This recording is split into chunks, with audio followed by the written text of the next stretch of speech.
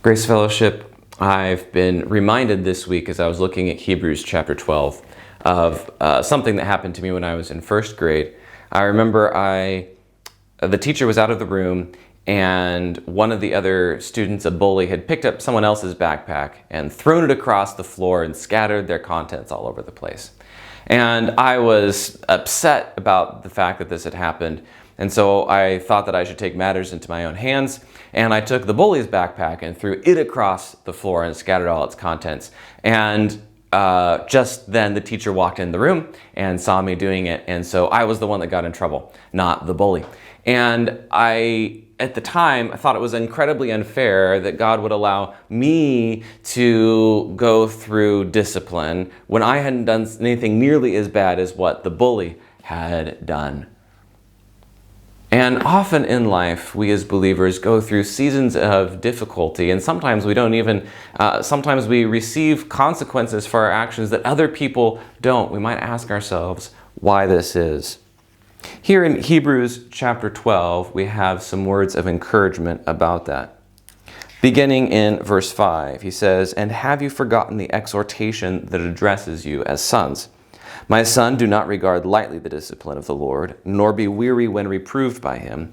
For the Lord disciplines the one he loves, and chastises every son whom he receives. It is for discipline that you have to endure. For God is treating you as sons. For what son is there whom his father does not discipline? If you are left without discipline, in which all have participated, then you are illegitimate children and not sons. Besides, we have had earthly fathers who disciplined us, and we respected them. Shall we not much more be subject to the Father of spirits and live? For they disciplined us for a short time, as it seemed best to them. But he disciplines us for our good, that we may share his holiness. For the moment all discipline seems painful rather than pleasant, but later it yields the peaceful fruit of righteousness to those who have been trained by it." First, in verses 5 and 6, he reminds us of an Old Testament passage that speaks of the fact that God disciplines his children.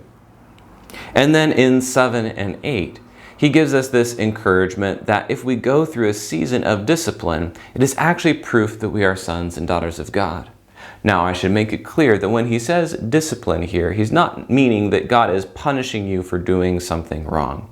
Rather, what he means is that he is training you, that he is training you as a father trains his child. I have to train my children in a variety of ways, but probably the most difficult one is that when they do something wrong, I need to help them understand that that thing is wrong, and therefore I need to bring consequences into their lives, loss of time with the iPad or what have you, so that they will learn that what they did is wrong. I am training them, I am disciplining them.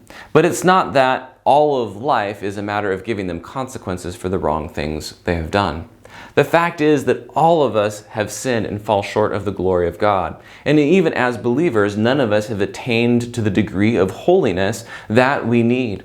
So when God brings discipline into our lives, it's not so much a matter of, well, I did A, and so God is bringing B into my life. Rather, it's that as a whole, whether we've been walking faithfully with God for 30 years, or if we just became a believer last week, all of us have ways that we need to grow in our holiness and in our Christ-likeness. And so God brings discipline into our lives, not tit-for-tat punishment, but rather God brings seasons of difficulties into our lives because he knows, and if we're honest, we know, that there are ways in our lives that we don't yet follow God.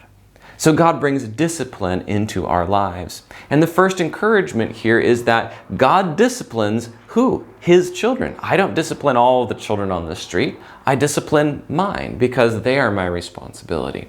So also when we go through seasons of not getting away with sins, or even just going through seasons of difficulty that sometimes the unrighteous around us don't go through, it's easy to think that maybe this isn't right. Actually, it is a sign that God loves you as his children, as his sons and daughters. That is why he disciplines you.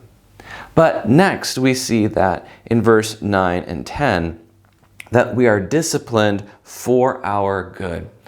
We earthly fathers do our best, and hopefully we do a good job of disciplining our children for their good. But of course, earthly fathers, some are better, some are worse, and none of us are perfect. Sometimes we discipline because we're angry or we're simply upset. But God always disciplines us for our good. He doesn't do it because He wants to pay us back for having done something wrong. Rather, He does it because He wants to train us, to teach us, to lead us into greater holiness. And He says in verse 11, "For the moment, all discipline seems painful rather than pleasant." I think we can all attest to that.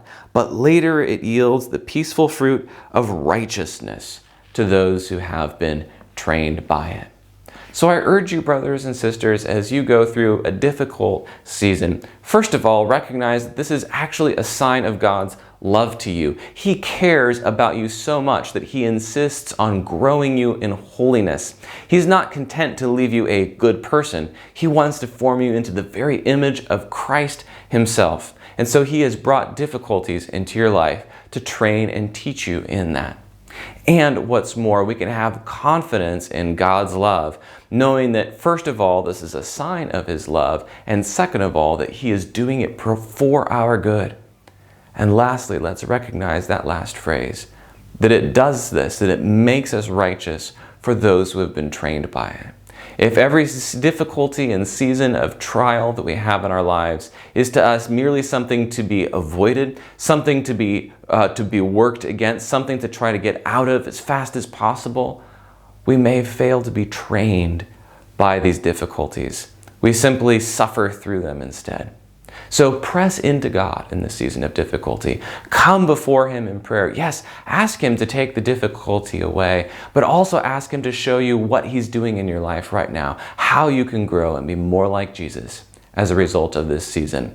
So go forth in joy, brothers and sisters, in this season of difficulty, knowing that you are sons and daughters of the King.